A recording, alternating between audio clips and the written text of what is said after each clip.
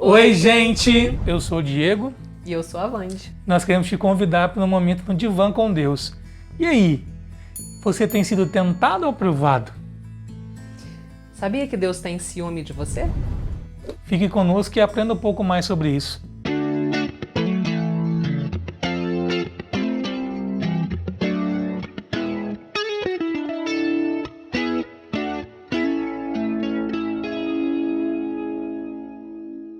Nós queremos compartilhar um texto com vocês que está em Gênesis 22. A gente vai ler alguns versículos porque esse texto é bem conhecido. Passando algum tempo, Deus pôs Abraão à prova, dizendo-lhe: Abraão, ele respondeu: Eis-me aqui.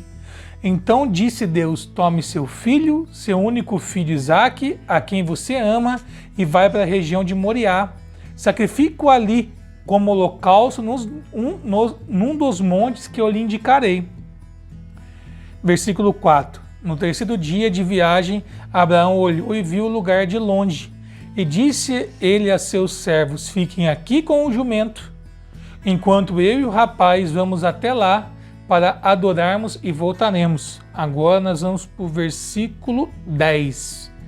Então estendeu a mão, pegou a faca para sacrificar seu filho.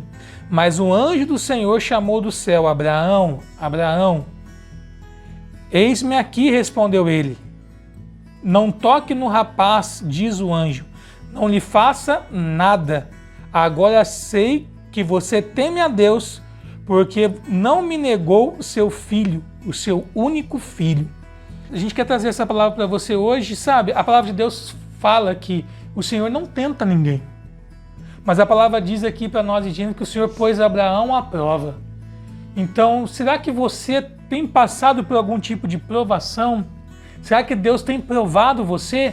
Não que Deus precisa entender o que está dentro de você, mas quando o Senhor nos prova, Ele quer nos mostrar aquilo que nós temos e aquilo que nós precisamos mudar, né? Existe um versículo que diz, né, que tudo que existe foi feito do que não se vê. Então, nós temos escolas, né? Tudo que a gente, né, quer aprender, fazer um curso, a gente vai para a escola, aprende uma matéria e depois, às vezes, né, nem só na escola, mas à distância, né? Mas a gente aprende algo e a gente faz uma prova para que a gente saiba, né, o quanto a gente conhece daquilo. Sim. Isso, né, Deus que criou isso. E conosco Ele age assim também. Ele nos ensina algo e depois Ele faz uma prova para que a gente veja o quanto a gente aprendeu isso. E tem uma coisa interessante que eu acho também, antes de entrar nos detalhes, é que Abraão conhecia a voz de Deus.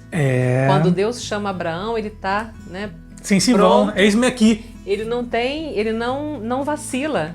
Ele sabia que era Deus chamando ele. Então, isso já nos dá a entender que Abraão era um homem que andava com Deus, que tinha intimidade, tinha relacionamento com Deus. Conhecia Deus, né?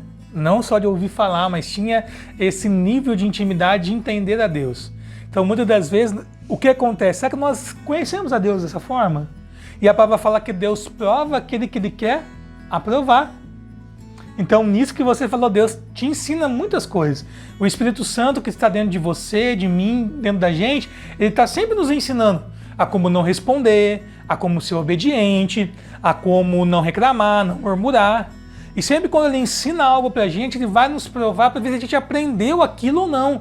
Ou se a gente precisa voltar naquela escolinha. Então, muitas das vezes, se você está passando por momentos de humilhação, é porque você ainda não aprendeu a ser humilhado e responder da forma correta. Se eu estou passando por momentos que eu respondo ou que eu não obedeço, o Senhor quer te ensinar e sempre Ele vai colocar você à prova. E você ouvir a voz de Deus é muito essencial, porque... E se Satanás tentar imitar a voz de Deus, né? Às vezes nós mesmos, né, uma voz interior, mas que não vai nos levar a uma atitude correta. Da nossa emoção, né? A maioria das vezes. E o que me chama a atenção nesse texto é que Abraão fala, o Deus fala para Abraão: pega teu filho, o teu único filho. Era o único filho de Abraão? Não era, né? Não. Se a gente lembrar, nesse tempo, Ismael já tinha nascido. Abraão já tinha um filho. Mas o que Deus enxerga da nossa vida? Deus enxerga o que está dentro da promessa. Deus vai enxergar aquilo que Ele te prometeu, aquilo que Ele já te deu, não aquilo que você conquistou. Não aquilo que você deu um jeitinho. Porque Ismael foi um jeitinho dado porque Abraão e Sara já eram velhos. Então, como a Sara não engravidava, depois da palavra que Abraão recebeu, eles deram um jeitinho. Mas quando Deus nos põe à prova, o Senhor só coloca à prova aquilo que Ele deu, não aquilo que a gente conquistou, né? E interessante que fala aqui, no terceiro dia de viagem, sabe? A prova não necessariamente é no primeiro dia, ela é instantânea. Existe um percurso dentro da prova. Foi no terceiro dia que Abraão viu o lugar de longe. Então, às vezes, a gente passa por momentos, por períodos, sim, que Deus está nos analisando, vamos dizer assim, né? Nos provando e permitindo que nesse processo a gente vá entendendo quais são as nossas prioridades, quais são os nossos valores e o quanto a gente já aprendeu ou não aquela lição. E qual é a resposta de Abraão quando ele vê o monte de longe? Fala para os servos deles que estavam ali junto naquela viagem, na tua prova você nunca vai estar sozinho, sempre vai ter pessoas te observando. Ele fala assim, fique aqui que eu e o moço, eu, Isaac, eu e meu filho vamos ali adorar e já voltamos. Eu vejo a convicção, né, que se Deus deu a promessa, Deus não ia tirar a promessa, mesmo se a promessa morresse, porque o que Deus pediu foi um sacrifício de holocausto, é um sacrifício queimado. A gente vê muitos teólogos falando que Abraão cria, né, que mesmo que Isaac morresse, fosse queimado, ele ia ressuscitar das cinzas. Então, a certeza que eu e você temos que ter no momento da prova, o que Deus te deu, Ele não vai tirar.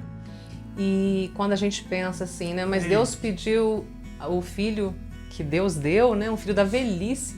Abraão e Sara já eram muito velhos. A Bíblia fala que Sara não menstruava mais, ela já estava, né, já estava realmente muito velha. Se eu não me engano, ela com 90 e Abraão com 100. Sim. E mais ou menos essa idade. E quando Deus, né, pede esse filho da promessa, a gente pensa, poxa, mas por que Deus fez isso? E a Bíblia diz que Deus, ele é um Deus zeloso. E uma das traduções para zeloso é um Deus ciumento. É verdade. Em que sentido? No sentido de que Deus não aceita que no nosso coração tenha um outro altar concorrendo com Ele.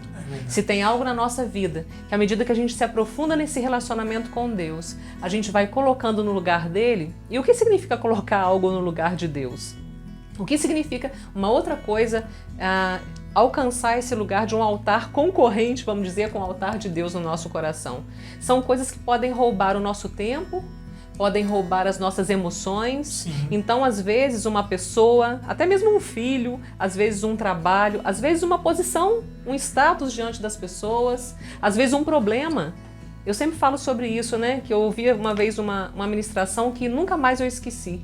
Que nós fazemos, às vezes, altar para problema. Tem um problema na minha vida que eu não consegui resolver e eu só penso naquilo. E ao invés de eu estar livre, sabe, para conversar com Deus, para ter uma vida diante de Deus, para ouvir a voz dele, para ler a sua palavra, para ter um momento de intimidade com ele, eu dou mais atenção àquele problema. Então eu faço um altar para ele. Verdade. Então eu creio que nesse momento a gente pode pensar quais os altares que possam existir no nosso coração que estão concorrendo com o lugar de Deus na nossa vida, com esse altar de adoração, de entrega, de amor, sim, de conhecer, de querer conhecer mais, de querer obedecer, de querer fazer a vontade de Deus, que a Bíblia fala que é boa, perfeita e agradável. E para encerrar esse momento dessa reflexão, sabe, quando você consegue derrubar esses altares que foram construídos e você consegue entender a prova que Deus está te colocando, a certeza que você tem é que a sua promessa não vai morrer. Porque a gente vê ali, Abraão amarrou o filho, colocou em cima do altar que ele construiu, ele pegou a faca e na hora que eu creio que o céu viu a intenção de Abraão, que realmente era matar aquela promessa, o Senhor brada do alto, Abraão, Abraão. Então, sabe, esteja atento na voz de Deus.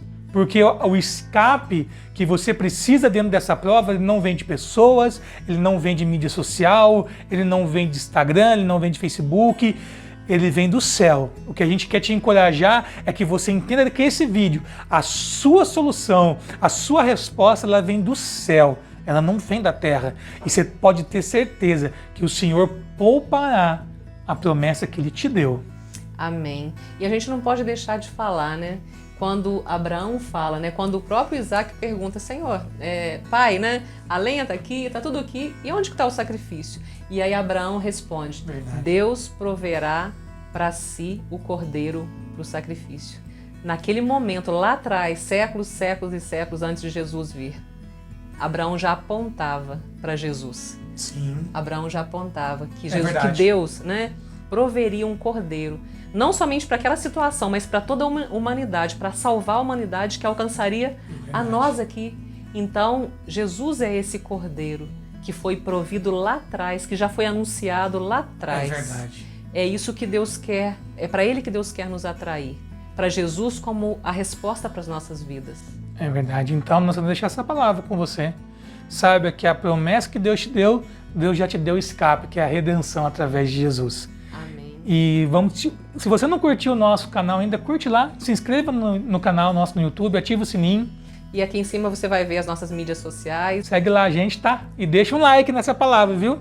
Que Deus te abençoe. Amém.